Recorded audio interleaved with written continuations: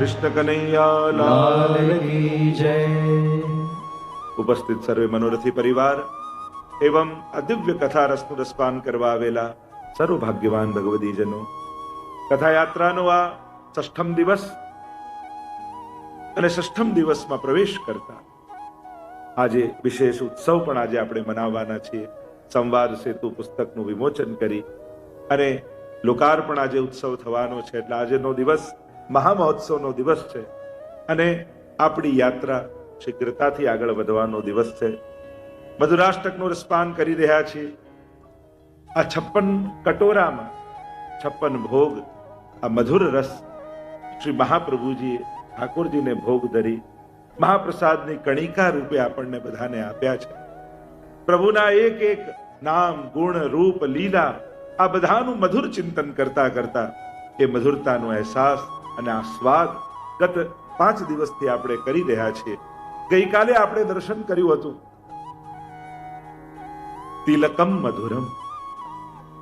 જેનું રૂપ મધુર છે એના પર તો બધું જ મધુર લાગે. જેનું રૂપ મધુર છે એના મસ્તક પર તિલક સુંદર છે, મધુર છે. આવો સાથે મળી મધુરાષ્ટકનું ગાન કરીએ અને આપણી યાત્રાનો પ્રારંભ. અધરમ મધુરમ વદનમ મધુરમ નયનમ મધુરમ હસિતમ મધુરમ હૃદયમ મધુરમ ગમનમ મધુરમ મધુરાધિપતે અખિલમ મધુરમ વચનમ મધુરમ ચરિતમ મધુરમ વસનમ મધુરમ વલિતમ મધુરમ ચલિતમ મધુરમ ભ્રમિતમ મધુરાધિપતે અખિલમ મધુરમ વેણુર્મધુરો વેણુર્મધુર પાણીર્મધુર પાદો મધુરો નૃત્યમ મધુરમ સખ્યમ મધુરમ મધુરાધિપતે અખિલમ મધુરમ ગીતમ મધુરમ પીતમ મધુરમ ભુક્તમ મધુરમ સુક્તમ મધુરમ રૂપમ મધુરમ તિલકમ મધુરમ મધુરાધિપતે અખિલમ મધુરમ કરણમ મધુરમ તરણમ મધુરમ હરણમ મધુરમ રમણમ મધુરમ વમિતમ મધુરમ શમિતમ મધુરમ મધુરાધિપતે અખિલમ મધુરમ ગુંજા મધુરા માલા મધુરા યમુના મધુરા વીચી મધુરા સલિલમ મધુરમ કમલમ મધુરમ મધુરાધિપતે અખિલમ મધુરમ ગોપી મધુરા લીલા મધુરા યુક્તમ મધુરમ મુક્તમ મધુરમ દ્રષ્ટમ મધુરમ શિષ્ટમ મધુરમ મધુરાધિપતે અખિલમ મધુરમ ગોપા મધુરા ગાવો મધુરા યશી મધુરા સૃષ્ટિ મધુરા કલિતમ મધુરમ ફલિતમ મધુરમ મધુરાધિપતે અખિલમ મધુરમ મધુરાધિપતે અખિલમ મધુરમ મધુરાધિપતે અખિલમ મધુરમ. કૃષ્ણ કનૈયા લાલ કી જય. ગઈકાલે આપણે દર્શન કર્યું હતું તિલકમ મધુરમ. કેટલા પ્રકારના તિલક પ્રભુ ધારણ કરે છે અને શ્રૃંગારમાં શિરમોર તિલક છે. અને એટલા માટે જ્યારે પણ મોટો ઉત્સવ આવે ત્યારે તિલક આરતી ઠાકોરજીને થતી. પાટોત્સવ આદિમાં વિશેષ રૂપેનો ક્રમ થતો હોય છે. એ તિલક એ સૌભાગ્યનું પ્રતીક છે. તિલક ક્યાંક વિજયનું પ્રતીક છે. તિલક ક્યાંક ચરણારવિંદનું પ્રતીક છે. અન્ય અન્ય અનેક પ્રકારના ભાવો તિલકની અંદર સમાયેલા. ભાવાત્મક ક્રમમાં સ્વયં શ્રી પ્રભુ ઠાકોરજીના શ્રી સ્વામીજીના ચરણારવિંદના ચિહ્નોને મસ્તક પર ધારણ કરે છે તિલક સ્વરૂપ. એનું રસ દર્શન કર્યું. આવો આજે આગળના શ્લોકમાં આપણી યાત્રા કરીએ. મહાપ્રભુજી આજ્ઞા કરે છે કર્ણમ મધુરમ. કર્ણમ બે અર્થ કર્યા. એક અર્થ તો ક્રિયા રૂપે કર્યું કે સમસ્ત પ્રભુની રસાત્મક ક્રિયાઓ એ કર્ણમ મધુર છે. એક અર્થ આચાર્યોએ રઘુનાથજી આદિઓએ તો કૃતિ સ્વીકાર, સ્વીકારને કર્ણમ નો અર્થ કર્યો. એક અર્થ કર્ણમનો ક્યાંક એક ભાવ એવો બતાવ્યો કે કર્ણમ એટલે કુંડળ સાથેના કર્ણ. આવા અન્ય અન્ય ભાવો પ્રાચીન આચાર્યોના અને અર્વાચીન ભગવદીઓના પણ આ ત્રણ ભાવ કર્ણમ મધુરમમાં બતાવવામાં આવે. કર્ણમ એટલે રસાત્મક પ્રભુની અનેકવિધ પ્રકારની ક્રિયાઓ. પ્રભુ કેટલા લીલાઓ કરતા કરતા આપના ભક્તોના ભાવનું સ્વીકરણ કરે છે. એ કર્ણમ. જો બે શબ્દો છે, સ્વીકાર અને અંગીકાર. મર્યાદા માર્ગમાં સ્વીકાર છે, પુષ્ટિ માર્ગમાં અંગીકાર. કોઈ તમને પેંડો આપે હાથમાં અને તમે હાથમાં લો એ સ્વીકાર, પણ મુખમાં મૂકી લો તો એ અંગીકાર કહેવાય. એ અંગરૂપ થઈ ગયું. એમ જ પુષ્ટિ માર્ગમાં પ્રભુને જ્યારે કોઈ પણ વસ્તુ ધરો છો તો એ સ્વીકાર નથી કરતા, એ અંગીકાર કરે. અને એટલા માટે જ પ્રભુ સંબંધી પ્રત્યેક વસ્તુ ભગવદ રૂપ બની જાય. કારણ કે જ્યારે અંગરૂપ કરી લે, અંગીકાર એટલે અંગરૂપ બનાવી લેવું. અને જ્યારે અંગરૂપ બનાવી લે ત્યારે જે મહાત્મ્ય સામર્થ્ય ભગવત સ્વરૂપનું છે એ જ એમની પ્રસાદી વસ્તુ. અને એટલા માટે પુષ્ટિ માર્ગમાં પ્રભુએ અંગીકાર કરેલી પ્રત્યેક વસ્તુ એ પ્રભુ રૂપ છે. એ માલાજી હોય, વસ્ત્રજી હોય, મહાપ્રસાદ હોય, કારણ કે પ્રભુએ એનો અંગીકાર કર્યો. કેવલ મર્યાદા માર્ગની જેમ સ્વીકાર નથી મંત્ર દ્વારા. કારણ કે મેં હાથમાં લીધેલો પેંડો બીજા કોઈને પણ આપી શકું છું. મેં સ્વીકાર કર્યો પણ ગ્રહણ કર્યું એમ ન કહેવાય. આ તો અંગીકાર પુષ્ટિ માર્ગમાં. તો કર્ણમના અનેક ભાવો બતાવતા બીજો એક ભાવ જે બતાવવામાં આવ્યો, કર્ણમ એટલે કુંડળ સાથેના કર્ણ. એવો પણ એક ભાવ બતાવવા. જો આપણે ત્યાં પ્રભુ કર્ણમાં બે વસ્તુ ધારણ કરે, એક કર્ણફૂલ અને બીજું કુંડલ. જે ગોળ હોય એને કર્ણફૂલ કહેવાય અને જે લાંબા એને કુંડલ કહેવાય. જો આપણે ત્યાં એ પણ ક્રમ છે, કયા મસ્તકના શૃંગારની સાથે કર્ણફૂલ આવે અને કયા મસ્તકના શૃંગારની સાથે કુંડલ આવે એનો વિવેક વિચારણી. ચંદ્રિકા આદિ ધરી હોય તો કર્ણફૂલ, ગોળ કર્ણફૂલ ધરાય. કુંડળ હોય, ટીપારો હોય, કુલેજોડના શૃંગાર હોય, શહેરો હોય, આ બધાની સાથે કુંડળ આવતા હોય. જે લાંબા હોય અને કુંડળના ત્રણ પ્રકાર, ત્રણ ભાવ બતાવવામાં આવ્યા. એક મયુરાકૃત કુંડળ, બીજા મત્સ્યાકૃત કુંડળ અને ત્રીજા મકરાકૃત કુંડળ. આ ત્રણેય પ્રકારના ભાવ કુંડલના બતાવવામાં આવ્યા.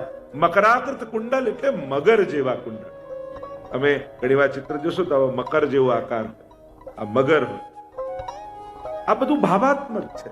પ્રભુનું મુખારવિંદ રસસાગર છે અને રસસાગરમાં રહેલો આ મગર છે. ભાવ એ બતાવવામાં આવ્યો કે જ્યારે પ્રભુના તમે મુખારવિંદના દર્શન કરો છો ત્યારે મુખારવિંદના રસસાગરમાં ડૂબકી લગાવો.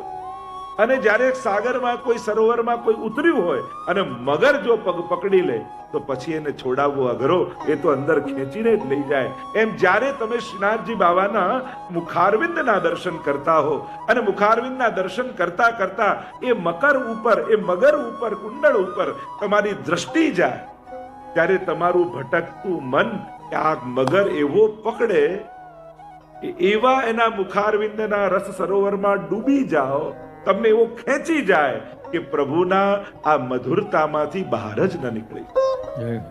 આ મકરાકૃત કુંડળ દર્શનનું ફળ છે. અને એટલા માટે જ્યારે પણ આપણે દર્શન કરીએ ને ઠાકોરજીના, ત્યારે દર્શન એક એક શ્રૃંગાર ના કરવા, કે આજે પ્રભુએ કયા વસ્ત્ર ધર્યા છે, મસ્તક પર કયા શ્રૃંગાર છે, કયા કુંડળ ધર્યા છે, અને શ્રીઅંગમાં બિરાજતા પ્રત્યેક શ્રૃંગારનું કંઈક ભાવાત્મક ફલ છે. તમે જ્યારે એને દર્શન કર, જેમ ધ્યાન માર્ગમાં ચક્ર કે કુંડળી આદિ ઉપર ધ્યાન કરી અને એનું ફળ સિદ્ધ કરવામાં આવે છે, પણ આ પ્રેમ માર્ગમાં તો આપણા બધા જ ચક્રો પ્રભુના જ હાથમાં છે. પ્રભુ જ શ્રૃંગાર ધારણ કરીને બિરાજે છે. આપણે મન એકાગ્ર કરવું પડતું નથી, પ્રભુ જ આપણા મનને પકડી લે. એ એમના સૌંદર્ય, માધુર્ય અને ઐશ્વર્ય દ્વારા આપણા મન ઉપર ભગવાન વિજય મેળવતા હોય. તો પ્રભુના મુખારવિંદ પર ધરેલા એ મકરાકૃત કુંડળો મનને પકડી અને એને ઠાકોરજીના રસ સાગરમાં ખેંચી જાય, એટલે એ જીવ કાયમ માટે શ્રીનાથજીનો એની રૂપ માધુરીમાં મોહિત થઈ જાય. બીજું કહ્યું એ મત્સ્યાકૃત કુંડળ. જ્યારે મુખારવિંદના દર્શન કરો છો ત્યારે મત્સ્યના દર્શન કરતા જેમ માછલી જલ વગર રહી ન શકે, એમ તમારા મનમાં એ મત્સ્યાકૃત કુંડળના દર્શન કરતા એ મત્સ્ય દેવી તડપ જાગે કે પ્રભુ આજે આપના મુખારવિંદના દર્શન કર્યા, પણ હવે આપને જોયા વગર રહી નહીં શકે. એટલે જ વીન રહત જલ આસરે નિક્ષત હી મર જાય, ત્યો શ્રી વિઠ્ઠલનાથ કે ચરણ કમલ ચિત લાય. વલ્લભ સાખીમાં પણ કહ્યું કે જેમ માછલી જલ વગર રહી નથી શકતી, એમ ભક્તને મત્સ્યાકૃત કુંડળના દર્શન કરી એવી લાલસા, એવી તડપ, એવી આસક્તિ પ્રભુના મુખારવિંદમાં થઈ જાય છે કે એ પણ એક ક્ષણ ભગવત દર્શન વગર રહી શકતો. અને જે ક્ષણે આપણી અંદર આવી તડપ જાગે, જો ભગવાન આપણને મળતા કેમ નથી, એનું એક જ કારણ છે, આપણને ભગવાન વગર ચાલી જાય છે એટલા માટે. જે દિવસે એના વગર નહીં ચાલે એવો આગ્રહ મનને થઈ જશે, એક ક્ષણે પ્રભુ પણ વિવશ બનીને આપણી સન્મુખ આવી. આપણે ત્યાં તો અનેક વાર્તા પ્રસંગો ના આવે, ચૌડાની વાર્તા આવે છે. નિત્ય દર્શન કરવા રાજભોગના જતા એક વાર થોડું મોડું થયું, દ્વાર બંધ થઈ ગયા. એવો તાપ શ્રીનાથજી માટે થયો કે અરે પ્રભુ, રોજના અમારા દર્શનનો નિયમ, આજે આપના દર્શન નહીં થાય. એવો તાપ થયો કે અંદર શ્રીનાથજી બાવાથી સહન ન થયું. પોતાની છડી ઉઘાડી હાથમાં લીધી અને એને દિવાલ પર મારીને બખોલ કર્યું, અને ત્યાં નિજ મંદિરની પાછળ બખોલ પાડી ભગવતીને દર્શન આપ્યું. પ્રભુને દર્શન આપવાની લાલસા જાગી જાય, એ જ સાચા અર્થમાં દર્શન. રોજ જતા હોય એની રાહ તો શ્રીનાથજીએ જોતા હોય કે બધા તો આવ્યા 11:30, હવે તો રાજભોગ દર્શન બંધ થવાનો સમય થયો, હજી આ વૈષ્ણવ નથી આવ્યો. અને રસ્તામાં હોય ને તો ઠાકોરજી જેવું કંઈક કરે કે મુખિયાજીને કંઈક મોડું થઈ જાય, ટેરો લેનારને મોડું થઈ જાય, પણ ઠાકોરજી તમારી પ્રતીક્ષા કરતા. નિયમિત જનારા પોતે અનુભવ કરશે કે જ્યારે આપણી અંદર આસક્તિ હોય છે ત્યારે પ્રભુ આપણી પ્રતીક્ષા કરતા હોય. આ મત્સ્યાકૃત કુંડળના દર્શન માત્રથી એવી આસક્તિ જાય, લાગે છે કે જેમ સુરદાસજી આદિના પદ છે ને કે ઠાકોરજીના દર્શન વગર રહી ન શકે. ત્રીજું કુંડળ એ મયુરાકૃત કુંડળ. મયુરાકૃત કુંડળ, મયુરનું ભોજન શું, મયુરનો વેરી કોણ? કે મયુર છે ને એ સર્પને જુએ તો મારી નાખે, સાપને જોઈને મારી નાખે. એમ અનેક વિકારોના સર્પ, વિષધરો લઈને માણસ ઠાકોરજી સન્મુખ જતો હોય. અને આ વિષયો જ વિષધર છે. આપણી અંદર રહેલા મનમાં અનેક વિકારો એ વિષધર છે, એ સર્પ છે. અને જ્યારે તમે દર્શન કરવા જાઓ અને ઠાકોરજીએ મયુરાકૃત કુંડળ ધારણ કર્યા હોય, મુખારવિંદના દર્શન કરતા કરતા તમારી દ્રષ્ટિએ મોર પર પડે, ત્યારે એ કર્ણમાં રહેલા મયુરો આપણી ભીતર રહેલા બધા વિકારોને મારી નાખે. ભગવદીઓ તો આશા કરે છે કે પ્રભુ જ્યારે 4 પ્રકારની મુક્તિ બતાવી છે, સાયુજ્ય, સારૂપ્ય, સામીપ્ય, સાલોક્ય, એમાં એક ઉત્તમ મુક્તિ છે કે પ્રભુનું સામીપ્ય મળે, પ્રભુનું સાયુજ્ય આદિ મળે. એમાં પ્રભુના શ્રૃંગાર આદિ બની અને પ્રભુના શ્રીઅંગમાં ધરવાનો એક ભાવ આપણે ત્યાં બતાવ્યો કે જીવ જ્યારે સદગત થાય, નિત્ય લીલામાં પ્રાપ્તિ થાય, ત્યારે ભક્તિ માર્ગીય મોક્ષ કહે છે કે કોઈ ને કોઈ શ્રૃંગાર બની અને ઠાકોરજીના શ્રીકંઠમાં આવે, યા કર્ણ પર આવે, યા મસ્તક પર આવે. ક્યો ન ભય હમ મોરા વૃંદાવન, ક્યો ન ભય હમ મોરા, ક્યો ન ભય મકરાકૃત કુંડળ અને શવન સુરત ઘન ઘોરા. क्यों न भय हम मोर वृंदावन, क्यों न भय हम मोर, क्यों न भय हम मोर वृंदावन,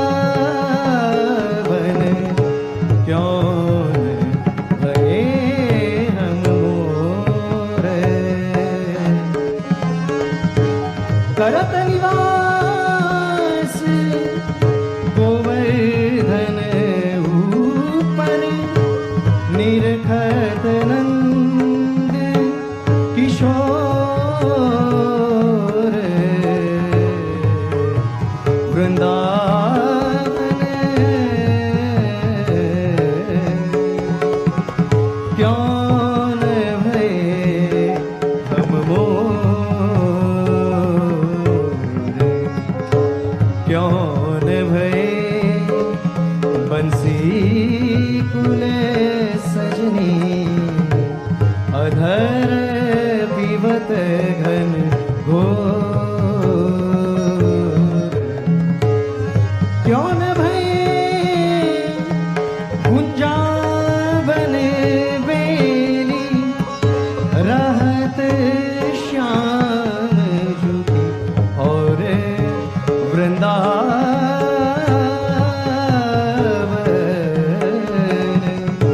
क्यों न भय हम मोर,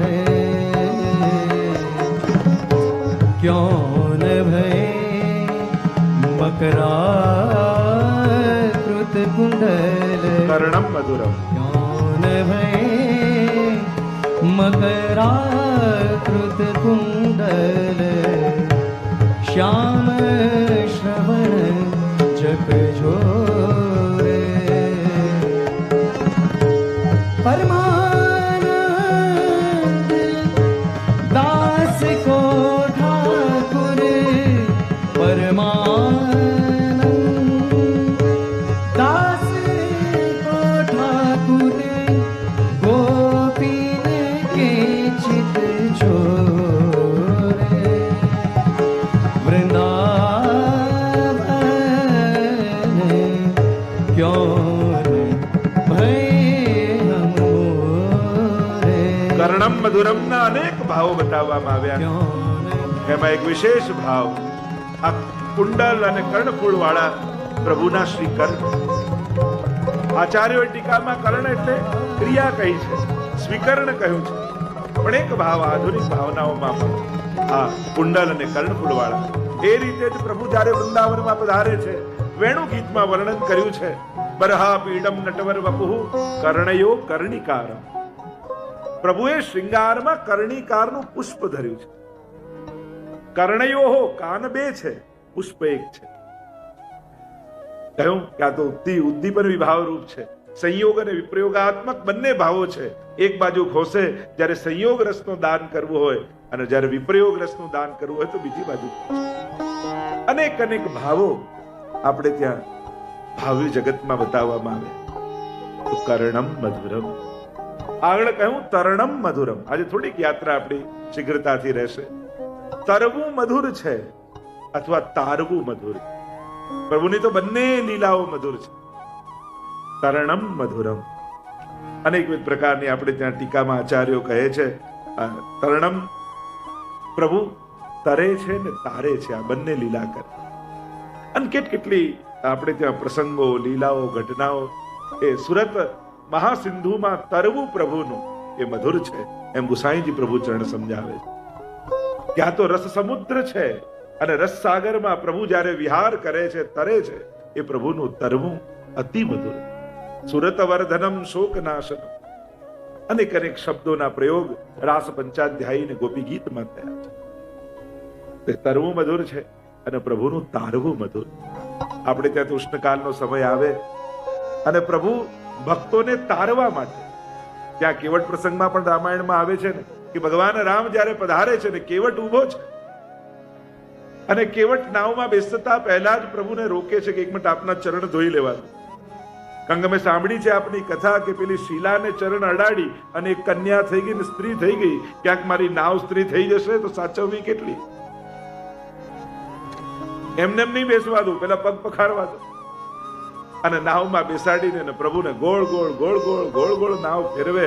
અને ભગવાન રામ કહે ને એમાં તો લક્ષ્મણજી એટલા અકળાય કે આ ગોળ ગોળ ગોળ ગોળ કેટલી વાર ફેરવીશ, પાર તો ઉતાર. પ્રભુ આજ તો આપને કહીએ છે ક્યાં સુધી આ જન્મના ચક્કરમાં ગોળ ગોળ ફેરવશો અમને લોકો? આ ભવસાગરમાં ગોળ ગોળ ગોળ ગોળ ફેરવતા હવે અમે થાક્યા છે પ્રભુ, હવે પાર તો ઉતારો અમને. આપ તો 4 આટામાં થાકી ગયા, અમે તો હજારો વર્ષોથી વિખૂટા પડ્યા છીએ અને આજ ભવસાગરમાં ફર્યા કરીએ. તરણમ મધુરમ, પ્રભુનું તરવું. એ રીતે જ અમારા કૃષ્ણ પ્રભુ પણ જ્યારે ઉષ્ણકાલનો સમય આવે અને આપણે ત્યાં ગંગા દશેરા આદિના પ્રસંગોમાં આવે છે, યમુનાજીના તટ ઉપર ઠાકોરજી ઠાડા હોય, આ બધી નાવ જતી રહી હોય અને પ્રભુને ખબર હોય કે હવે છેલ્લે ગોપીઓ આવવાની છે, એમને પાર ઉતરવાનું છે, એટલે નાવિકને મોકલી દે ને પોતે નાવ લઈને બિરાજી દે. ગોપીઓ આવે, અમને પાર ઉતારીશ? હા ભલે, બેસી જાઓ. ઉતરાઈ શું લઈશ એ તો પછી નક્કી કરી લઈશું, ઉતાવળ શું છે, ઘરના જ છો. જયારે વધારે ભાવ લેવો હોય ને ત્યારે એમ કહેવાય કે હમણાં થોડી તો કરી લઈશું ને. અને ગોપીજનો બિરાજી જાય અને આપણે ત્યાં પદ સાહિત્યમાં અને બેઠે ઘનશ્યામ સુંદર ખેવત હે નાવ, ખેવત હે નાવ बैठे घन श्याम सुंदर खेवत है नाव, खेवत है नाव बैठे घन श्याम सुंदर खेवत है नाव। आज सखी मोहन संग, आज सखी मोहन संग खेलवे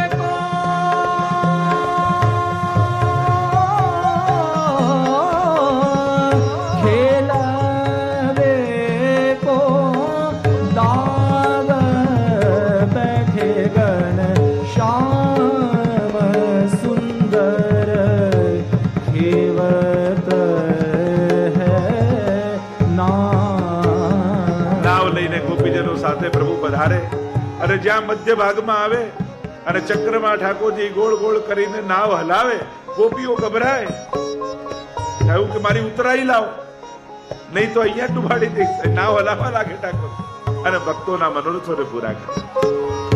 યમુના ગંભીર નીર અતિ તરંગ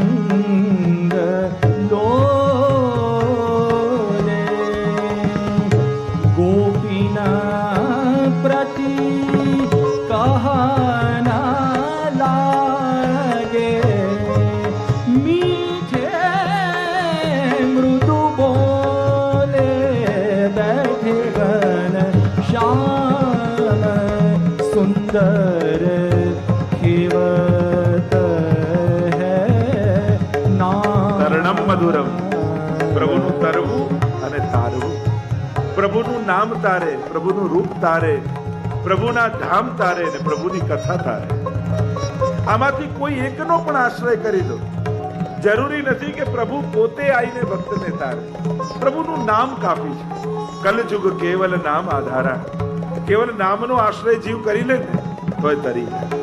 આ 4 માંથી કોઈ એક વસ્તુ પકડી લો, કાં કોઈ નામમાં આસક્તિ કરી, જ્યાં હો, જ્યાં બેઠા હો, જ્યાં કામ કરતા હો, ભગવત નામનું સ્મરણ કર્યા, એ કામ કરશે, એ અસર કરશે તમારા ઉપર.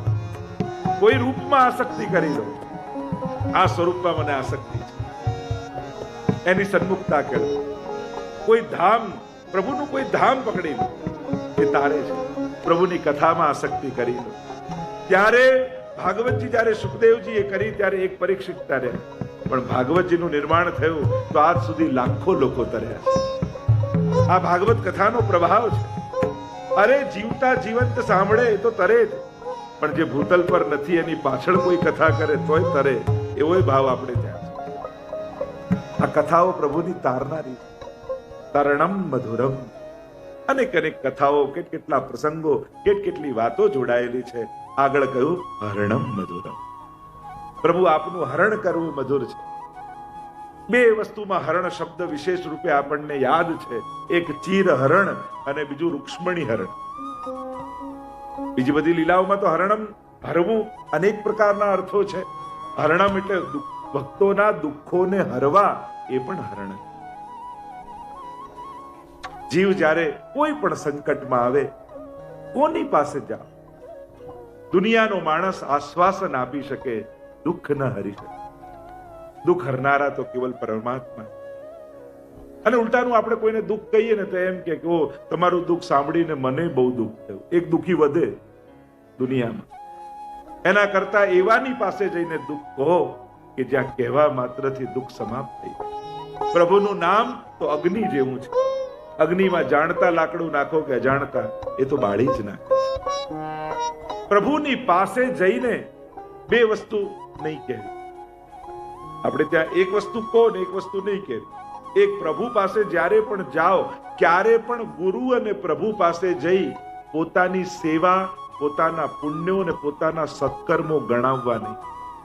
મેં આટલું કર્યું, મેં આમ કર્યું, કારણ કે આ તો અગ્નિ રૂપ છે. પ્રભુ જે નાખશો એ બળી જશે.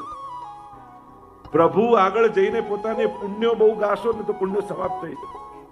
અને પ્રભુની પાસે જઈને દુઃખ ગાશો તો દુઃખ પણ સમાપ્ત થઈ જાય.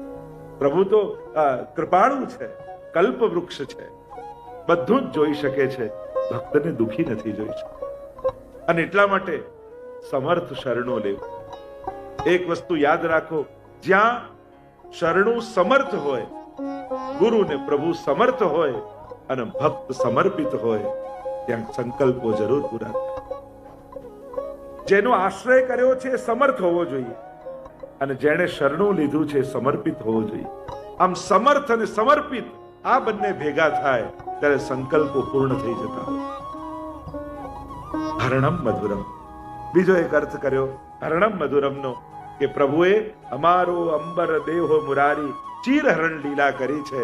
પણ આ ચીરહરણ લીલા એ કોઈ વસ્ત્રની લીલા નથી, સૂક્ષ્મ વાસનાઓ હતી, હરી લીધી. પ્રભુ તો કણકણમાં વ્યાપેલા છે. ત્રીજું રૂક્ષ્મણી હરણનો પ્રસંગ આવે. રૂક્ષ્મણીજીનું હરણ કર્યું, વિનંતી કરી હતી, સુત્વા ગુણાન ભુવન સુંદર શૃણવતામ તે, કે પ્રભુ આપના ગુણોને સાંભળ્યા છે, બંધનો અનેક છે, આપની પાસે આવી શકાય એમ નથી. અને જ્યારે અસમર્થતા છે, ચારે બાજુ બંધન છે, પ્રભુને એ જ વિનંતી કરી કે આપ મારું હરણ કરી. આપણે પણ ઠાકોરજીને એ જ કહીએ કે પ્રભુ અમે બંધાયેલા છીએ, છોડીને આવી શકીએ એમ નથી. આપ અમને ઉપાડી જાઓ ને તો જ આવી એવા છે. આપ અમને ભેગા લઈ જાઓ તો જ આ જીવ આવે એમ છે. બાકી આ બંધનો પોતાની જાતે તોડવા યા ખોલવા એ જીવ માટે બહુ જ કઠિન કાર્ય. જીવ એના સંસારના બંધનો છોડી શકતો, પ્રભુ જ ખોલાવી શકે. અને એટલા માટે સંસાર અનુકૂળ છે તો આભાર માનો કે પ્રભુ મારા ભક્તિમાં બધા જ અનુકૂળ ભક્તો આપ્યા છે. અને કદાચ પ્રતિકૂળ છે તેમ માનો પ્રભુ મારી આસક્તિ હું છોડી શકું એમ નથી, એટલે આપ મારી આસક્તિ છોડાવી રહ્યા. ભક્તે કોઈ પણ પ્રતિકૂળ સંજોગોમાં ક્લેશ નહીં કરવો, ઉદ્વેગ નહીં કરવો, જીવ નહીં બાળવો. વિરહ કરવો પ્રભુનો, પણ સંસાર માટે ક્લેશ નહીં કરવો. કારણ કે સંસાર રડવા જેવો નથી, સંસાર માટે રડવા જેવું નથી. કારણ તમારો ને એનો કાયમી મેળાપ રહેવાનો જ નથી. અસોચ્યાનંદ સોચસ્ત્વમ પ્રજ્ઞાવાદાંશ ભાસસે ગતાસુન ગતાસુશ્ચ નાનું સોચંતી પંડિતા. ગીતાજીમાં ભગવાન કહે છે કે અર્જુન નાશવંત વસ્તુ માટે તું રડતો રહીશ, તો તું અને નાશવંત વસ્તુ બંને એક સાથે રહેવાના નથી, કારણ કે તું નાશવંત છે ને વસ્તુ ક્યાંક તું પહેલો જતો રહીશ, ક્યાંક વસ્તુ પહેલી જતી રહે. તમે બંને શાશ્વત નથી, એટલા માટે ક્લેશ નહીં કરો, કારણ કે એક તો જવાનું જ છે. અને એટલા માટે સંસાર માટે રડવા જેવું નથી. અનુકૂળ મળે તો પ્રભુનો આભાર માનો, છોડવાની પણ ઉતાવળ નથી. ઘણી વાર આપણે સંન્યાસીઓનું બહુ સાંભળી લઈએ ને, એટલે એમ થાય કે બધું નકામું, બધું છોડી દો, પરિવાર છોડી દો. કાંઈ છોડવા જેવું. અને અત્યારના સમયમાં સંન્યાસીઓ તો બહુ થઈ ગયા છે. હવે સારા સંસારીઓની જરૂર છે દુનિયા. સારા પિતા, સારા માતા, સારા સસુર, સારા સાસ, સારી વહુ, સારો દીકરો, સારા સંસારીઓની અત્યારે નિતાંત આવશ્યકતા છે સંસાર. સંન્યાસીઓ તો બહુ છે. અને કયા શાસ્ત્રોમાં એમ કહ્યું છે કે આ બધું છોડે એનો જ ઉદ્ધાર થાય? આપણે ત્યાં તો ગ્રહસ્થાશ્રમ એ શિરમોર કહ્યો છે, કારણ કે બાકી બધા જ આશ્રમો ગ્રહસ્થાશ્રમ પર આધારિત છે. બ્રહ્મચારી હોય કે સંન્યાસી હોય, ભોજન લેવા તો ગ્રહસ્થાશ્રમીને ત્યાં જવું પડે, આશ્રિત તો ત્યાં જ રહેવું પડે. અને એટલા માટે આપણે બહુ સંન્યાસીઓનું સાંભળી લીધું છે ને, એટલે આપણને એમ થાય કે આ પરિવારમાં રહેવું, ધન કમાવવું, પરિવારને પ્રેમ કરવો, સાચવવું, આ બધું જાણે પાપ જ છે. અરે ગ્રહસ્થાશ્રમીનો આ જ ધર્મ છે. આ ન કરો તો પાપ કરો છો. અમે સંન્યાસી નથી, અમે ગ્રહસ્થાશ્રમી છો. અને ગ્રહસ્થાશ્રમીએ ઉત્તમ રીતે ગ્રહસ્થાશ્રમ ચલાવવો એ જ એનો ધર્મ છે. અને એટલા માટે અનુકૂળ છે તો આભાર માનો, પ્રતિકૂળ છે જો ઘણીવાર લેણું જ ન હોય. તમે ગમે તેટલું સુધારવાની કોશિશ કરો ને એકબીજા સાથે, તો જેટલું સુધારવા જાઓ એટલો મોટો ઝઘડો થતો જાય. એટલે જ કે પહેલી વાર કહેવું, બીજી વાર સમજાવું, ત્રીજી વાર સમજી જવું બહુ કહેવા જેવું નથી. અને એટલા માટે એવું માનવું કે હું આસક્તિ છોડી શકું એમ નહોતો, એટલે ઠાકોરજી એના હૃદયમાંથી મારા માટેનો પ્રેમ જ લઈ લીધો. કારણ કે મારામાં એટલું બળ નથી કે હું બધી આસક્તિ છોડી શકું. અમારે લેણું નથી એમ માનીને પણ પ્રભુનો તો આભાર જ માનવો કે ક્યાંક હું ફસાઈ જાત, આપે મને બચાવી લીધો. શુભકામનાઓ આપજો. જેની સાથે બનતું ન હોય એની જોડે દ્વેષ કરવાની જરૂર નથી, એને આશીર્વાદ આપો. પ્રભુ એનું સારું કરે, એને સારી સમજ આપે. દરેકના હાથમાં પુણ્યો લખાયેલા હોતા નથી. આપણે સારું કરીએ પણ પછી શું થાય, આટલી આને મદદ કરી તોય એને આમ કર્યું, હવે તો કોઈની મદદ જ નહીં કરી. સારી સમજ નહીં હોય ને તો સત્કર્મ બહુ વાર કરી નહીં શકો. સારી સમજ હશે તો જ સત્કર્મો થશે. તમે સારું કર્યું, તમારા હાથમાં પુણ્ય હતા, એના હાથમાં પુણ્યો લખાયેલા નહોતા, તો એ તમારી જોડે સારું નહીં કરી શકે. એ દયાને પાત્ર છે, નારાજગીને પાત્ર નથી. જે ગરીબ હોય એને દયાને પાત્ર હોય, મદદને પાત્ર હોય. તો જેના હાથમાં પુણ્ય ઓછા હોય, સાચા અર્થમાં એ ગરીબ. ધન ઓછું હોય ગરીબ નથી. ઘણી વાર મેં જોયું છે કે કાંઈ ના હોય તો જ્યારે પણ કંઈ પણ વસ્તુની જરૂર પડે, અમે લાવી આપીશું, અમારા ઘરે લઈ જઈશું, અમે આમ કરી લઈશું. આ બધા ધનિક લોકો. કદાચ વ્યવહારમાં લૌકિક દ્રષ્ટિએ સાધારણ લાગે, પણ એ દિલથી અમીર છે. રાજા અને ભિક્ષુક આ તો વૃત્તિઓના નામ છે, અવસ્થાઓના નામ નથી. જેને આપવાની વૃત્તિ છે રાજા છે, અને જેને માંગવાની વૃત્તિ છે ભિક્ષુક છે. પછી અવસ્થા ગમે તેવી જીવનની હોય. તો જે ચર્ચા આપણે કરી રહ્યા છીએ, હરણમ મધુરમ, પ્રભુનું ભક્તોના દુઃખને હરી લેવું એ પણ મધુર છે. તો આ વસ્ત્રનું હરણ કરી અને પ્રભુએ એમના સૂક્ષ્મ વાસનાઓને હરી લીધી છે, અને એ જ પ્રભુ દ્રૌપદીને વસ્ત્ર આપે પણ છે. રૂક્ષ્મણીજીનું હરણ કરી એમના પર કૃપા કરી છે, ભક્તોના દુઃખોને હર્યા છે. એમ કહી આગળ મહાપ્રભુજી કહે રમણમ મધુરમ.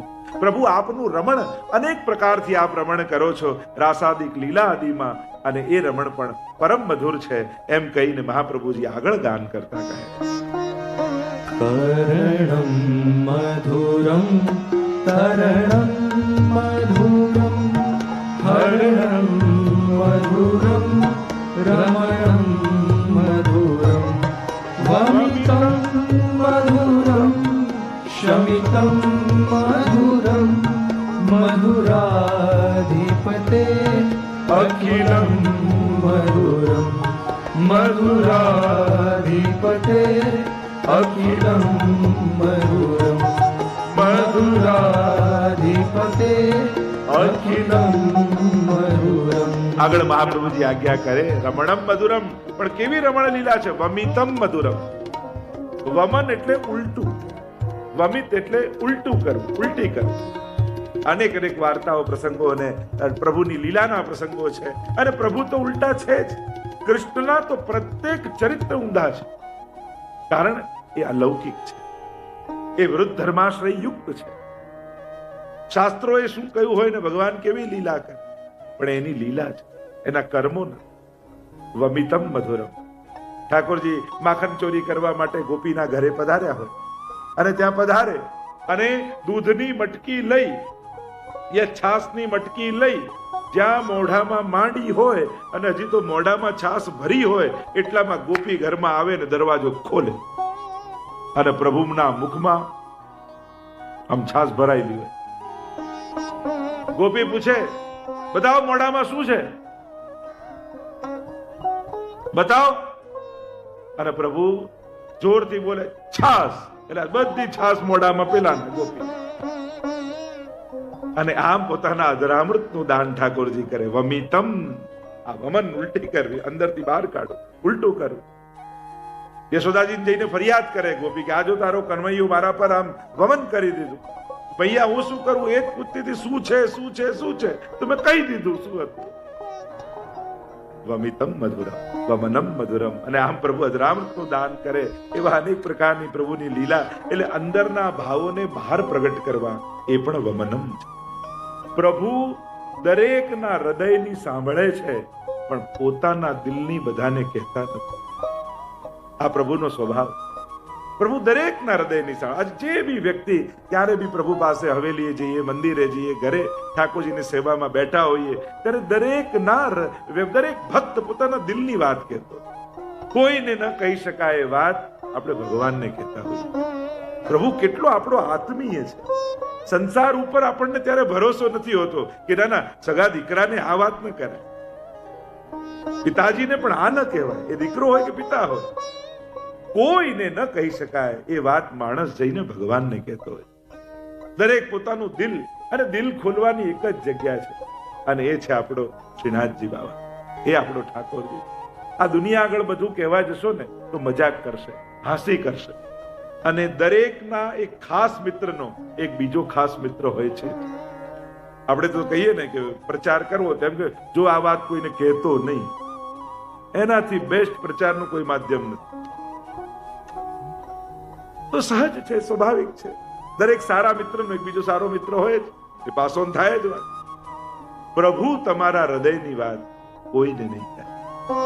એક આદત પાડો, રસિક પ્રીતમ હિત ચિત્ત કી બાतें શ્રી ગિરધારી જી સો કહીએ, તરેટી શ્રી ગોવર્ધન કી. આપણે તો હરિરાયજી આપણને કહ્યું, આ હિતચિત્તની વાત કોની આગળ કરે. ઘણા લોકો કે ઠાકોરજી બોલતા નથી, બોલવાનો ચાન્સ તો આપ. સેવામાં શું આમ જગાડ્યા, ભોગ ધર્યા, ટેરો લીધો, જારી ભરી જગાડ્યા, ભોગ ધર્યા, ટેરો લીધો, આમ કરી વસ્ત્ર વડા કરે, પણ હા સેવાપતિ. પછી કે બોલતા નથી. અરે એને તો બોલવું, તું બેસ તો ખરા, સાથે બેસ, વાત કર. નિશ્ચિત પ્રભુ બોલે છે, પણ એના બોલવાનો પ્રકાર. દરેક વખતે પ્રભુ પોતાના મુખે બોલે જરૂરી નથી. ક્યારેક ગુરુ દ્વારા કેવડાવે, ક્યારેક ભક્ત દ્વારા કેવડાવે, ક્યારેક કોઈ વૈષ્ણવ દ્વારા કેવડાવે. આપણી સમજ એ સમયે કામ કરવી જોઈએ કે હમણાં આ વ્યક્તિ નથી બોલ્યો, આના મુખે ઠાકોરજી બોલ્યા છે. એ સમજ આપણી હોવી જોઈએ કે એક ક્ષણે આપણને સમજાય કે હમણાં આની તો આવું વાત ન કરે, અત્યારે ઠાકોરજી આની જીભ પર બેસી મને કંઈ કહી રહે. અને આ સત્સંગ દ્વારા જ્યારે આવી સમજ પ્રગટશે ને, ત્યારે તુરંત સમજાઈ જશે કે હમણાં મારી જોડે ભગવાન વાત કરી. અને પ્રભુ બી બોલે છે, વચનમ મધુરમ. એટલે જ તો કહ્યું ને, મહાપ્રભુજી આગળ બોલ્યા, 84-252 આગળ બોલ્યા, અને આજે બોલતા હોય અનેક પ્રકાર. બસ એના આત્મીય થાવ, એને પોતાનો કરો તો એ વાત કરે. અને એટલા માટે પ્રભુ પાસે બેસીને હૃદય ખોલો. અને પ્રભુ પોતાનું હૃદય કોની આગળ ખોલે? જ્યારે જીવ પોતાનો જાણે. ગિરધર જબ અપનો કરી જાણે. ઠાકોરજી જયારે પોતાના કરીને જાણે ને, ત્યારે જ વાત. આપણા 84-252 ને કેમ કે મારે આ આરોગવું છે, આજે તું મને આ ધર, આજે મને આ વસ્ત્ર વાઘા ધરાવ, એમ પ્રભુ વાત કરતા હોય. અને અહીંયા બેસેલા દરેકનો નાનો મોટો ઠાકોરજી સાથેનો અનુભવ ચોક્કસ. આપણે કોઈ અંધશ્રદ્ધામાં કેવલ કલ્પનામાં માનનારા નથી. આપણા બધાનું, આપણે બધા જ ભણેલા ગણેલા, કોઈ ડોક્ટર છે, કોઈ એન્જિનિયર છે, કોઈ વકીલ છે, કોઈ મોટા બિઝનેસમેન છે, પણ આપણા બધાનો યમુનાજી, શ્રીનાથજી, મહાપ્રભુજી કે ઠાકોરજી સાથેનો કાંઈક ને કાંઈક નાનો મોટો અનુભવ છે, જે આપણો પોતાનો એક્સપિરિયન્સ છે, જે આપણે બધાએ પોતે અનુભવેલો છે. અને આપણે એને કલ્પના નથી માનતા, એ આપણો સ્વાનુભાવ જાણે. પ્રભુએ ક્યાંક કોઈક ને કોઈક રીતે આપણને સંકેત કરેલા. ક્યારેક હસતો દેખાય, ક્યારેક દુઃખી દેખાય, ક્યારેક નારાજ દેખાય, એ આપણા પોતાના હૃદયના ભાવને અભિવ્યક્ત કરતો. તો અંદરને ભાવને પ્રગટ કરો. કુંભનદાસ આદિની વાર્તામાં આવે છે ને, ઠાકોરજી પધાર્યા અને માનસિંહ આવેલા હતા, અને એટલામાં કુંભનદાસની ગોદમાં શ્રીનાથજી વિરાજેલા હતા અને કહેવા લાગ્યા, કુંભન આજ તો સખાન में होड़ लगी है, छाक लीला होए वारी है और कौन की सामग्री सबसे सुंदर है, बाकी होड़ है, એવી શરત લાગી છે. અને જ્યાં માનસિંહ આવ્યા તો છુપાઈ ગયા ઠાકોર, અને પાછા માનસિંહ ગયા તો સન્મુખ આવીને બિરાજી ગયા. કહા બાબા, કહા આજ્ઞા? અને ત્યારે કહે કે आज मेरे लिए कहा सामग्री बनाई है? बेजर की रोटी, टेटी को साग, दही और संधानो. अरे वही तो मुको आरोग्यનો છો. અને પોતાના હૃદયની વાત નિત્ય આવી અને ઠાકોરજી કરે. તો 84-252 કેટલા પ્રસંગો આપણી પાસે છે. ઇતિહાસના પાને સુવર્ણ અક્ષરે લખાયેલા એ પ્રસંગો કે જ્યાં પ્રભુ પોતાના હૃદયની વાત પોતાના ભક્તોને આજ્ઞા કરે. પદ્મનાભદાસજીના ઘરે જ્યારે કાંઈ ન રહ્યું, બે હાથ જોડીને મથુરાધીશને પ્રશ્ન કરે છે કે બાબા, હવે ભોગ ધરવા માટે કાંઈ નથી, વલ્લભને ત્યાં પધરાવી દઉં તો ત્યાં આપણે સુખેથી બિરાજવા મળશે, મારે ત્યાં તો રોજ ઉપવાસ કરવા પડશે. અને ત્યારે ઠાકોરજી કહે, તારી જોડે ઉપવાસ કરીશ પણ તને છોડીને મારે નથી. આવી આસક્તિ પ્રભુને ભક્ત પાસે છે. તો વિચાર કરો, આપણા પ્રભુ કેવા કોમલ હૃદયના છે, કેવા પ્રેમાદ્ર છે. એવા પ્રભુ માટે આપણે કેટલું વિચાર, આ નથી, પેલું નથી, આમ નથી, એટલે નથી સેવા કરવી. પણ પ્રભુ કે આ બધું મેં તને ક્યારે કહ્યું કે આ બધું મને જોઈએ? મને એક જ વસ્તુ જોઈએ છે, એ છે તું. મને તારી આવશ્યકતા છે, તારાથી મને કાંઈ નથી જોયું. પ્રભુને તમારી આસક્તિ હોય છે. એને સુખ સુવિધા તો વૈકુંઠમાં ઘણી હતી, પણ તમને પ્રેમ કરતા હતા એટલે વૈકુંઠ છોડીને તમારા ઘરે આવીને બિરાજ્યા. તો હરણમ વમિતમ મધુરમ, આગળ કહ્યું શમિતમ મધુરમ. પ્રભુનું શમન કરવું. બે ભાવ શમિતમ મધુરમ ના કયા. એક શમિતમ એટલે સમાન દ્રષ્ટિ, એ પ્રભુની મધુર છે. પ્રભુની દ્રષ્ટિમાં ભેદભાવ નથી, પ્રભુની દ્રષ્ટિમાં પક્ષપાત નથી. એ દરેકને સમાન ભાવે પ્રેમ કરે. જો પ્રભુ કોઈનો પક્ષપાત નથી, પ્રભુના પ્રેમમાં ભેદભાવ નથી, પણ પ્રભુ ઇક્વલી લવ કરવાની જગ્યાએ યુનિકલી લવ કરે. એ વિશેષ પ્રકાર પ્રેમ કરવાનો પરમાત્માની અંદર છે, અને એ જ પ્રભુની સમાન દ્રષ્ટિ છે. કારણ કે જે ભાવ લઈને આવ્યો હોય, પ્રભુ એ ભાવે એને પ્રેમ કરે. કોઈ વેર ભાવે લઈને આવે તો પ્રભુ એને વેર, કારણ કે એની આકાંક્ષા જ વેરની છે, એને યુદ્ધ જ કરવું છે. રાવણને રામ જોડે યુદ્ધ જ કરવું છે, કંસને કૃષ્ણ જોડે યુદ્ધ જ કરવું છે. પ્રભુ કોઈનું દિલ તોડતા નથી. જે ભાવ લઈને જાય પ્રભુ એવા ભાવનું દાન. યે યથા મામ પ્રપદ્યન્તે તાંસ થયો ભજામ્ય. જે ભાવે મને ભજે હું એને એ ભાવે ભજું. તમે જ્ઞાન ભાવે જાઓ કે બધાને જમાડનારો એ છે, બધાને જગાડનારો એ છે, તો એને જગાવવાની જરૂર નથી ને જમાડવાની જરૂર. પણ તમે યશોદાજીનો ભાવ લઈને જાઓ કે આ મારો લાલન છે અને ભૂખ લાગી હશે અને ભોજન કરાવું અને પોઢાવું અને શિંગાર ધરું, તો ઠાકોરજી બાલ ભાવે તમને મળે. જે ભાવ તમારો પ્રભુ એવો સામે પ્રતિસાદ આપે. અને એટલા માટે યુનિકલી લવ, વિશેષ લવ છે. બધા માટેનો પ્રેમ ભગવાનનો વિશિષ્ટ છે, એ જ ભગવાનની સમાનતા. અને બીજું સમિતમ મધુરમનો અર્થ કર્યો પ્રભુનું શમન કરવું અસુરો. આ જે અસુરો આવે એને ભગવાન શમન કરે. પ્રભુ એનો નાશ નથી કરતા. ક્યાંક તમે કોઈ કથામાં સાંભળ્યું ભગવાને આને માર્યો અને આને નરકમાં નાખ્યો? ભગવાન ક્યારે પણ સ્વર્ગ નરક આપતા નથી, કારણ ભગવાન ક્યારે કર્મનો હિસાબ કરતા નથી. ભગવાન જ્યારે પણ કરે છે ત્યારે આપણે એક જ કથામાં સાંભળીએ, ભગવાને એનો ઉદ્ધાર કર્યો.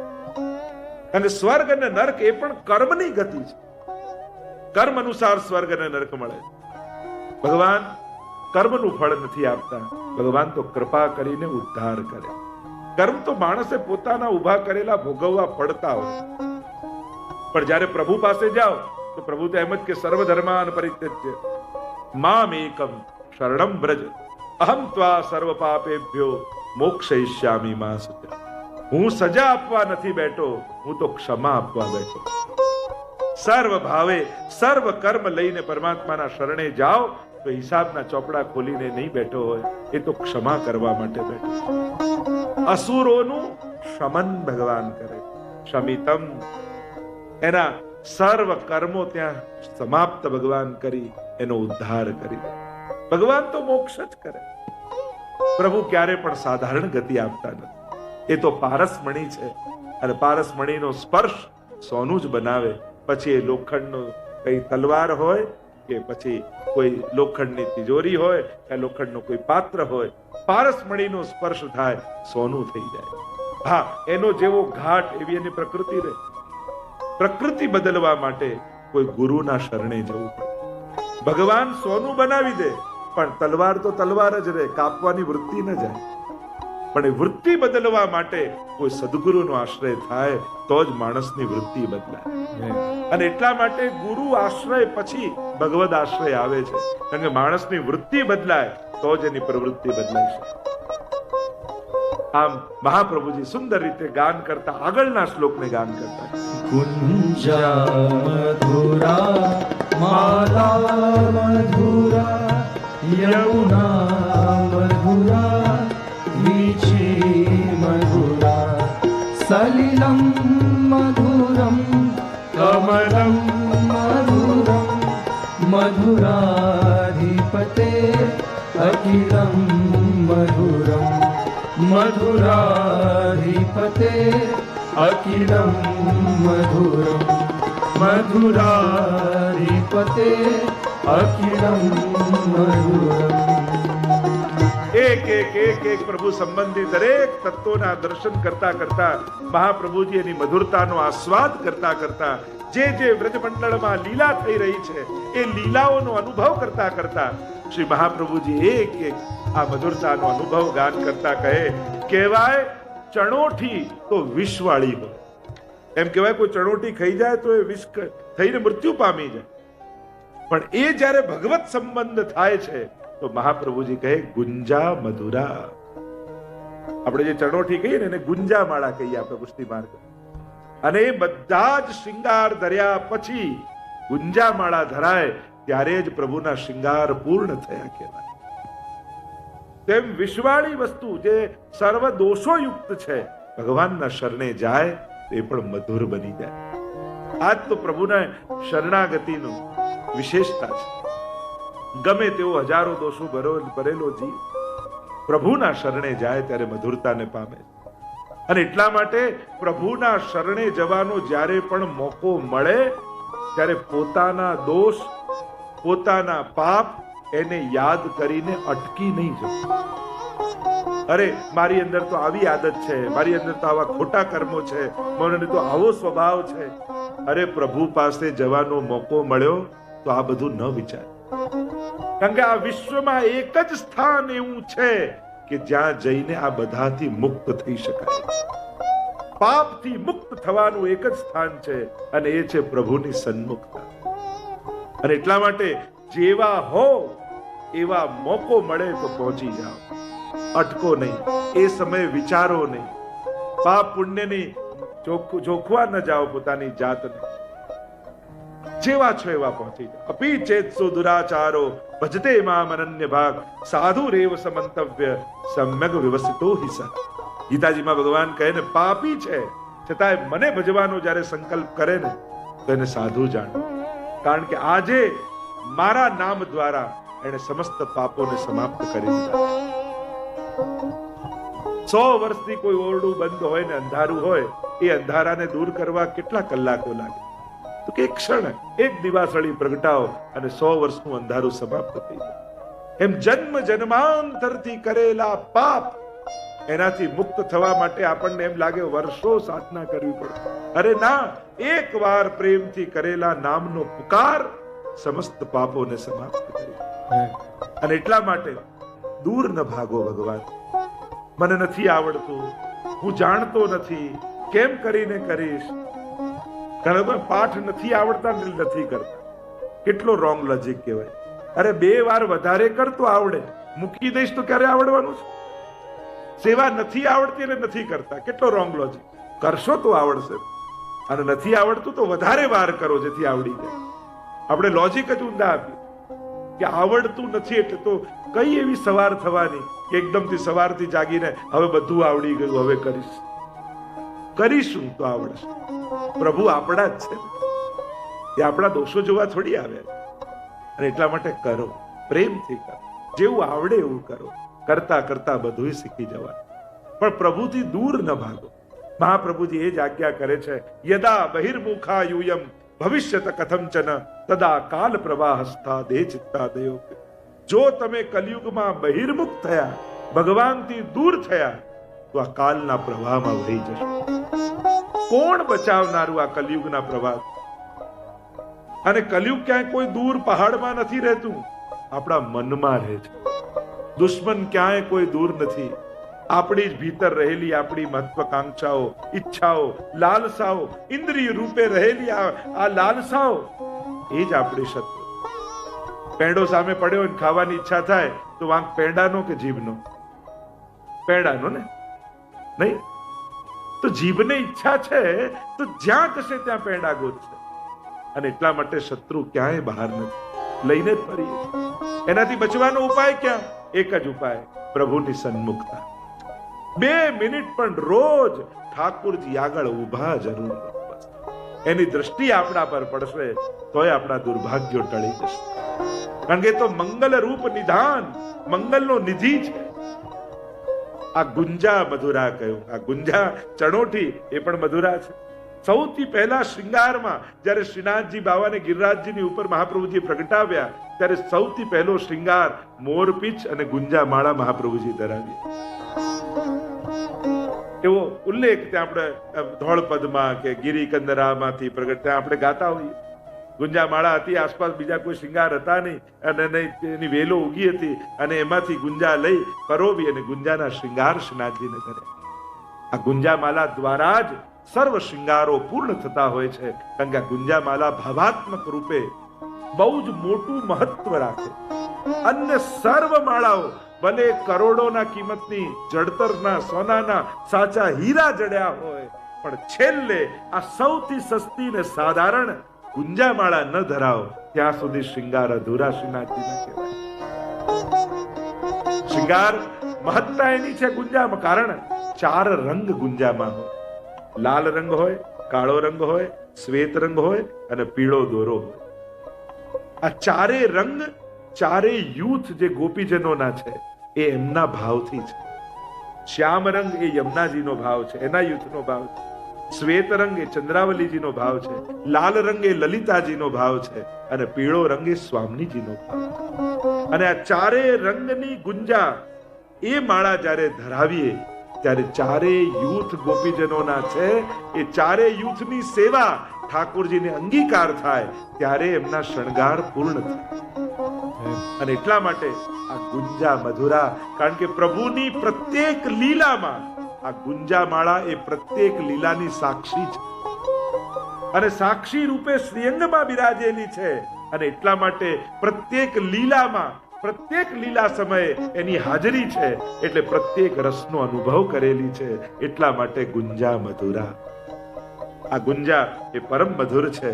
એ સર્વ શૃંગારના 4 રંગોના ભાવરૂપ છે. આગળ ગાન કરતા મહાપ્રભુજી આજ્ઞા કરે, માલા મધુરા. પ્રભુના શ્રીકંઠમાં ધરેલી માલાજી એ પરમ મધુર. આપણે ત્યાં તો વ્રજભક્તોનો ભાવ કહીએ છીએ. આ પુષ્પની માળા એ વ્રજભક્તોના, પ્રત્યેક પ્રભુ સંબંધી વસ્તુ એ કોઈ ને કોઈ વ્રજભક્તોના ભાવ રૂપે બિરાજે. કારણ કે ભાવાત્મા પ્રભુ છે, અને ભાવાત્મા હોવાને કારણે પ્રભુની પ્રત્યેક વસ્તુ ભાવાત્મક છે. એટલે દરેક વસ્તુનો આપણે ત્યાં ભાવ કયો. અનેક પ્રકારની માલાઓના ઉલ્લેખ આપણે ત્યાં આવે. માલા મધુરા કયો, પહેલા કહું વૈજંતી માલા, બીજું કહું ગોવર્ધન માલા, ત્રીજું કહું વનમાલા, ચોથું કહું મરગજી માલા, પાંચમું કહું બિનગુન માલ બિરાજત ઉપર બિનગુન માલ. અનેક ભાવાત્મક ક્રમો છે. વૈજંતી માલા બે પ્રકારની કહી, એક મણીની અને બીજી પુષ્પની. વૈજયંતીમ ચ માલામ બરહા પીડમ નટવર વપુઃ કર્ણયો કર્ણિકારમ. વૈજંતી માલા જે કટી સુધી હોય, કમર સુધી હોય વૈજંતી માલા, એને મણિમય અને પુષ્પમય બંને પ્રકારની વૈજંતી માલા હોય છે. અહીંયા ઠાકોરજી પુષ્પની માલા ધરે. આપણે ત્યાં તો વ્રજભક્તોનો ભાવ માલાજીનો કયો ને. શ્યામદાસ કણબીની વાર્તામાં આવે છે કે ગુસાઈજીએ પૂછ્યું, રોજ ફૂલો ચૂંટીને લાવતા, પૂછ્યું જયરાજ આ ફૂલોનો શું ભાવ છે? ત્યારે ગુસાઈજીએ કહ્યું, આ તો સાક્ષાત વ્રજભક્તોના હૃદય છે, કે તમે જ્યારે એ પરોવી અને એને ધરાવો છો ત્યારે વ્રજભક્તોના આશીર્વાદ તમને મળે. તો માલા બનાવતા મનમાં શંકા થઈ કે જો વ્રજભક્તોના હૃદય હોય તો આ સોઈ કેમ ભોંકવાય, એમાં સોઈ કેમ ઘુસાવાય? પૂછું કે આ સોઈ કેમ ભોંકવું? ત્યારે કહું, જો ફૂલો હૃદય છે તો આ સોઈ સોઈ નથી, એ તો સૂચના છે, એ તો વધાઈ છે કે વ્રજભક્તોના હૃદયમાં વધાઈ મળે છે કે ટૂંક સમયમાં હવે તમારો ભગવત સંબંધ થવાનો છે. અને જ્યારે આ વધાઈ એના હૃદયમાં પહોંચે છે ત્યારે એમના હૃદય ખીલી જાય છે. અમારો જેના માટે જન્મ થયો એ જન્મ આજે સાર્થક થવાનો છે, કારણ કે પ્રભુના શ્રીઅંગ જોડે અમારો સંબંધ થવાનો. આવો ભાવ માલાજીનો છે. એક ભાવ તો એ પણ બતાવ્યો, પહોપ માલ લે કંઠ ધરાવે સંકેત સદન કી ઠોર બતાવે. નિત્ય લીલામાં હરિરાયજી લખે, આજે ક્યાં મળીશું પ્રભુને એનો મેપ આ માળાજી. કદંબનો થાક બનાવે, પછી એમાંથી મોગરાઓ પરોવે, પછી એમાંથી ગુલાબ પરોવે, આમ પરોવતા પરોવતા આખો મેપ બનાવી દે કે આજે પ્રભુ મળીશું ક્યાં. કારણ કે યશોદાજી બાજુમાં ઊભા હોય એટલે ગોપીજનોને સ્વામીજી કહી તો ન શકે કે પ્રભુ આ જગ્યાએ મળજો. એટલે એવી માલાજી બનાવે કે એમાં આખો નકશો દોરેલો હોય કે આપ ક્યાં ગુલાબની કુંજમાંથી થતા થતા મોગરાની વેલોની કુંજો આવશે અને આ કદંબનું વૃક્ષ છે ને અહીંયા મળીશું. એટલે એવી માલા બનાવે અને ઠાકોરજીના કંઠમાં ધરાવે એટલે ઠાકોરજી સમજી જાય, સ્વામીજી સમજી જાય અને યશોદાજીને ખબર ન પડે. એટલે કહ્યું, પહોપ માલ લે કંઠ ધરાવે સંકેત સદન કી ઠોર બતા. એ સ્થાનનું જગ્યા બતા. તો વૈજંતી માલા, તુલસી કુંદ મંદાર પારી જાત સરોરુ હૈ પંચબીહી કુસુમ રહેતી વૈજયંતી પ્રકીર્તિતા. આ પાંચ ફૂલોની માલા વૈજયંતી માલા કહેવાય. તુલસી, કુંદ, મંદાર, પારીજાત અને સરોરુ એટલે કમળ. અને વૈજયંતી માલ મહાપ્રભુજી સુબોધનીમાં સમજાવે છે, માલાજી એ વિક્ષેપિકા શક્તિ છે. તમને બહુ ટગર ટગર ઠાકોરજીને જોવા ન દે. અને પુષ્ટિ માર્ગમાં તો જોજો, હવેલીમાં કોઈ શાંતિથી દર્શન જ નહીં કરવા દેતા. કોઈ વચ્ચેથી નીકળશે ને કોઈ ક્યારેક પ્રભુની વેણું પડશે, ક્યારેક માલાજી હલશે.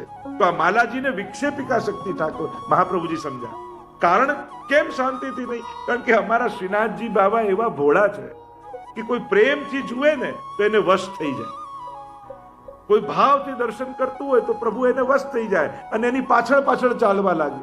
અને જો એક ભક્તની પાછળ પાછળ જતા રહે તો બીજા બધા વૈષ્ણવોનું શું થાય? એટલે માલાજી હલે. અને માલાજી હલે એટલે ઠાકોરજીના મુખારવિંદમાંથી વૈષ્ણવની દ્રષ્ટિ માલાજી પર જાય. એટલે વિક્ષેપિકા શક્તિ કહ્યું છે. પીતાંબરને આચ્છાદિકા શક્તિ કહ્યું છે. પ્રભુના શ્રીઅંગને ઢાંકી રાખે એવો ભાવ સુબોધનીમાં મહાપ્રભુજી સમજાવે. એટલે કંઠ પર આ વૈજંતી માલા પ્રભુએ ધારણ કરી. બીજી કહ્યું ગોવર્ધન માલા, એ ઘૂંટણ સુધી પ્રભુને આપે.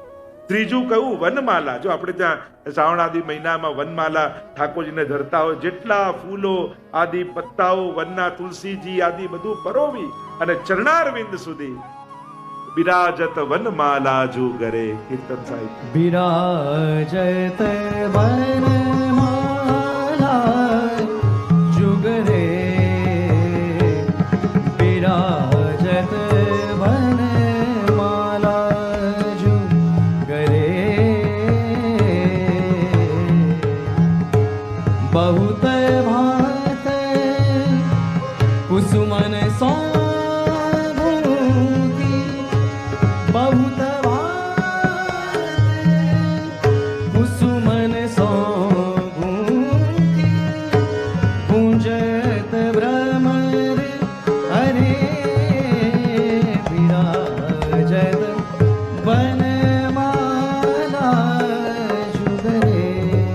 બિરાજત વનમાલા જુગરે. પ્રભુના શ્રીકંઠમાં માલા મધુરા, માલાજી વિરાજે છે. વનમાલા, બધા જ પુષ્પો ગૂંથીને રાખ્યા અને એમાં પ્રભુની શોભાની અભિવૃદ્ધિ. ઇન્દ્રધનુષે ઉપમા રાજત, ઇન્દ્રધનુષ કી ઉપમા રાજત, થાળે કુંજ તરે, થાળે કુંજ તરે.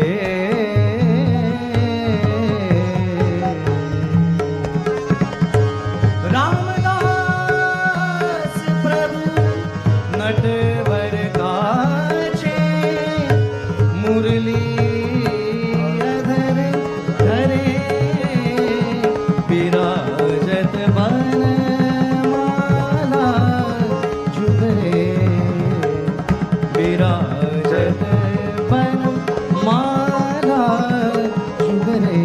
તો આટલી માલાજીઓ, વૈજયંતી માલા, વૈજયંતીમ ચ માલામ, બીજું ગોવર્ધન માલા, ત્રીજું વનમાલા, ચોથી ગુંજા માલા, અનેક અનેક, પાંચમી વનમાલા અને અનેક આદિ ભાવાત્મક ક્રમ માલાજીના છે.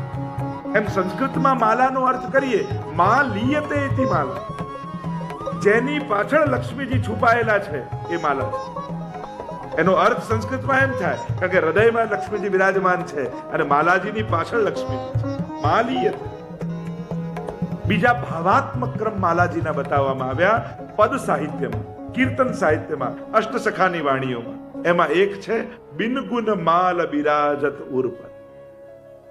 ત્યારે પ્રભુ રાત્રિ ગોવર્ધન ગિરી સઘન કંદરા રૈન નિવાસ કિયો પિય પ્યારી અને અનેક પ્રકારની લીલાઓ કરી પ્રભુ જ્યારે ગિરિરાજજીની કંદરામાંથી પધારતા હોય અને જ્યારે નંદાલયમાં પધારે અને પધારે ત્યારે માલાજી તૂટી ગઈ હોય, જે ધરાવી હોય શિંગાર સમય, રાસાદિક લીલા થતા માલા તૂટ પડી મોતીન કી માલા, ફૂલમાલા આદિ તૂટી હોય, પણ પ્રભુ એટલા કોમલ છે કે જેમ આપણે સૂઈ ગયા હોય તો કડું હોય કે ઘડિયાળ હોય અને જ્યારે હટાવીએ તો છાપ પડી જાય, એની છાપ પડી જાય ને, આપણે ભલે એને ખસેડી લો પણ આપણે હાથ ઉપર કે એની છાપ રહી જાય. એમ જ પ્રભુ એટલા કોમળ છે કે એમની માલા તો વડી કરી લીધી, કાઢી લીધી, પણ પ્રભુ એટલા કોમળ છે કે ફૂલની માળા લઈને પોઢ્યા હતા તો માલાજી તો જતી રહી છે, પણ એ બધા જ પુષ્પોની છાપ પ્રભુના વક્ષસ્થળ પર રહી. બિન ગુન, ગુન એટલે દોરી, તો દોરી વગરની માલા એ આ પ્રભુના શ્રીઅંગ પર છપાયેલી આ દોરી વગરની માલા. બીજી એક ભાવાત્મક ક્રમ માલાજીના ક્રમમાં માલા મધુરા, કારણ કે માલાજી મધુર છે એટલે રસભાવોને જાણનારી છે, રસભાવોને અનુભવેલી છે, એટલે એક ભાવાત્મક ક્રમ કીર્તન સાહિત્યમાં મરગજી માલ એવો ઉલ્લેખ આવે. મરગજી માલ, મરગજી જ્યારે દબાઈ જાય કોઈ વસ્તુ અને ચીમડાઈ જાય અને એવી ચીમડેલી માળા પ્રભુના શ્રીકંઠમાં બિરાજે છે એટલે કહું મરગજી માલ બિરાજે. એવા અનેક ભાવાત્મક ક્રમો માલાજીના ક્રમમાં છે અને એટલા માટે મહાપ્રભુજી ગાન કરતા કહે ગુંજા મધુરા માલા મધુરા યમુના મધુરા વીચી મધુરા સલિલમ મધુરમ કમલમ મધુરમ મધુરાધિપતે અખિલમ મધુરમ મધુરાધિપતે અખિલમ મધુરમ મધુરાધિપતે અખિલમ મધુરમ. ગુંજા મધુરા અને કહ્યું માલા. માલાજીના અન્ય બીજા પણ વિશેષ પ્રકારો, ઘણી જગ્યાએ તુલસીજીની માલા, એનો પણ વિશેષ ભાવ આપણે ત્યાં કયો છે. પણ વિશેષ રૂપે તમે જુઓ તો એમ શ્રીકંઠમાં બહુ પુષ્ટિ માર્ગના ક્રમમાં ખાલી તુલસીજીની નથી ધરાવતી, કારણ કે ક્યાંક એમના વર્ણને કારણે, એને બહુ કોમલતા ન હોવાને કારણે, પણ જેમ મનુષ્ય માટે કહીએ છે શબ્દ સ્પર્શ રૂપ રસ અને ગંધ, એમ પ્રભુ માટે પણ આ પાંચે વસ્તુ મધુરાષ્ટકમાં મહાપ્રભુજીએ બતાવી. પ્રભુને સ્પર્શ કયો ગમે તો કે ભક્તો. ગોપીજન યશોદાજી વ્રજ ભક્તોનો સ્પર્શ પ્રભુને ગમે. શબ્દ કયો ગમે તો કહું કે વેણુર મધુરા. શબ્દ સ્પર્શ રૂપ, પ્રભુને રૂપ કયું ગમે છે તો કે શ્યામ રૂપ પ્રભુનું. એ શ્યામ વર્ણ પ્રભુને પ્રિય છે. શબ્દ સ્પર્શ રૂપ રસ, રસ કયો ગમે છે પ્રભુને તો કહું ગોરસ. અને ગોરસ સાધારણ તો છે પણ ભક્તોનો જે ભાવરૂપી રસ છે, નિત નવીન જાગેલો ભાવ, એ જ તો નવનીત છે. એટલે જ પ્રભુનું નામ છે નવનીત પ્રિયાજી. નવનીત પ્રિયાજી વિરાજે છે શ્રીનાથજીની સાથે, કારણ કે નવનીત જેને પ્રિય છે એ નવનીત પ્રિયા. ઘણી વાર શ્રીહસ્તમાં બે પ્રકારના લાલનના સ્વરૂપ હોય. જે હાથમાં લડ્ડુ હોય ને એને બાલકૃષ્ણ લાલજી કહીએ, અને જેના હાથમાં માખણ હોય એ એકદમ ગોળ ન હોય, થોડું ચપટું હોય. લાલનને થોડું ભાવથી જુઓ તો બે પ્રકારના લાલન દેખાય. એક લડ્ડુ વાળા હોય ને બાલકૃષ્ણ લાલ કહેવાય, અને માખણ વાળા હોય એને નવનીત પ્રિયાજી કહેવાય. તો જેને નવનીત પ્રિય, ભક્તોના હૃદયમાં જાગેલા નિત નવીન ભાવ, એ જેને પ્રિય છે નવનીત પ્રિય. તો રસ કયો ગમે તો શબ્દ સ્પર્શ રૂપ રસ, અને ગંધ કઈ ગમે તો કે તુલસીજીની ગંધ ગમે. એટલે જ દરેક ભોગમાં વિવિધ પ્રકારની સામગ્રી વિશેષ ભાવની હોય. કોઈ ચંદ્રાવલીજીના ભાવની, કોઈ લલિતાજીના ભાવની, કોઈ યમુનાજીના ભાવની, જુદા જુદા ભાવની હોય, પણ તુલસીજી બધામાં પધરાવામાં. કારણ કે તુલસીજીની ગંધ એ સ્વામીજીના શ્રીઅંગની ગંધ છે. એટલે ભોગમાં તુલસીજી વગર પ્રભુ આરોગતા નથી, એમ આપણે કહીએ છીએ. કારણ સ્વામીજી સિદ્ધ ભલે જુદા ભાવની હોય, પણ આરોગાવાનો અધિકાર તો સ્વામીજીનો જ છે. બધા સામગ્રી સિદ્ધ કરીને લાવીને રાખે ખરા, પણ આરોગાવે તો સ્વામીજી. એમના થકી જ બધાના મનોરથો પૂર્ણ થાય છે. અને એટલા માટે જ બધી સામગ્રી ધર્યા પછી પણ આપણે મહાપ્રભુજીની કાની આપીએ. કારણ કે મહાપ્રભુજી એ સ્વામીજી રૂપ છે, અને એટલા માટે આરોગાવાનો અધિકાર, ધરવાનો અધિકાર બધાનો છે. જો આપણે ત્યાં એટલે જ કહેવાય, સામગ્રી ગમે તેની ના લેવાય, પણ પ્રસાદ ગમે તેને અપાય. આપણે ત્યાં પુષ્ટિ માર્ગમાં એક વિવેક છે કે તમે સામગ્રી ગમે તેની ના લઈ શકો. એ જે વિશેષ છે, વિવેકી છે, મર્યાદાને જાણે છે, જે યોગ્ય પ્રકારની સામગ્રી લાવે છે, એની સામગ્રી પ્રભુને આરોગાવાય. પણ મહાપ્રસાદ ગમે તેને વંચાય. એમાં પછી ભેદ નહીં જોવાનો, પછી એ પ્રભુનો પ્રસાદ થઈ. પ્રભુને ધરવા માટેનો વિવેક છે, પણ એકવાર પ્રભુ આરોગી લીધા પછી જે પણ વ્યક્તિ છે એને તમે વાંટી શકો છો, એને તમે આપી શકો છો. એમાં પછી જોવાતું નથી કે આ સ્નાયો છે કે આ પેલો છે કે આ ક્યાંનો છે, કેવો છે, કયા વર્ણનો છે કે કોણ છે, કોઈ ભેદ નહીં મહાપ્રસાદ. કારણ કે એ પ્રભુનો કૃપા પ્રસાદ છે, એ વાંટી શકાય. સામગ્રીનો ભેદ છે. અને એટલા માટે જે વાત કહી રહ્યો છું, શબ્દ સ્પર્શ રૂપ રસ અને ગંધ, પ્રભુને કોઈ ગંધ પસંદ હોય તો એ તુલસીજીની ગંધ. અને એટલે તુલસીજીની પણ માલાનો પ્રકાર છે. વિશેષ રૂપે અન્નકૂટમાં જ્યારે તમે અન્નનો કૂટ બનાવો છો, ત્યારે એ પણ અન્ન પણ બ્રહ્મ છે.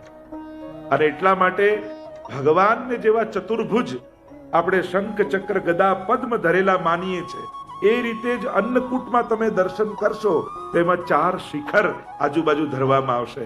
અને એમાં એને બડી સેવા કહેવામાં આવે. કે બડી સેવા કરવા એટલે કે એ શિખર જાતે સિદ્ધ કરવાના, અને એમાં શંખ ચક્ર ગદા અને પદ્મ એ ધરવામાં આવે, અને વચ્ચે સુદર્શન ચક્ર. આખો પ્રભુનું રૂપ એ અન્નના કૂટને બનાવવામાં આવે. હમણાં અન્નકૂટના દિવસો ચાલી રહ્યા છે, અને આપ લોકો દર્શન કરતા હો છો. હમણાં 1 તારીખે ગિરિરાજ ધામમાં પણ અન્નકૂટ મનોરથ છે. તો આપણે ત્યાં આવા અન્નકૂટ, આપણે ત્યાં ક્રમ છે કે નવા વર્ષથી અને છેક વસંત પંચમી પહેલા આ સમય દરમિયાન પુષ્ટિ માર્ગી હવેલીઓમાં અન્નકૂટનો ઉત્સવ થઈ છે. એવું આપણે ત્યાં એક વિધાન છે આચાર્ય. એટલે આ સમય દરમિયાન આપણે ત્યાં પ્રભુને અન્નકૂટ આરોગાવતા. તો પ્રભુને ગંધ, અને એ સમયે એ અન્નકૂટ જે સાજ્યો હોય એને તુલસીજીની માળા ધરાવવામાં આવતી. તમે પીછવાઈ યાદીમાં હવેલીમાં દર્શન કરજો તો એ સમય, કારણ કે ગંધ એ સ્વામીજી. તો આમ મહાપ્રભુજી આજ્ઞા કરી માલા મધુરા, પ્રભુની માલા મધુર છે અને એ વૈજયંતી માલા એટલે સર્વત્ર વિજય. અને સર્વત્ર વિજય એટલે કોઈને હારીને જીતે એ જીત ન સાધારણ છે, પણ બધાને જીતાડીને જે જીત્યો હોય એ વૈજયંતી છે. અને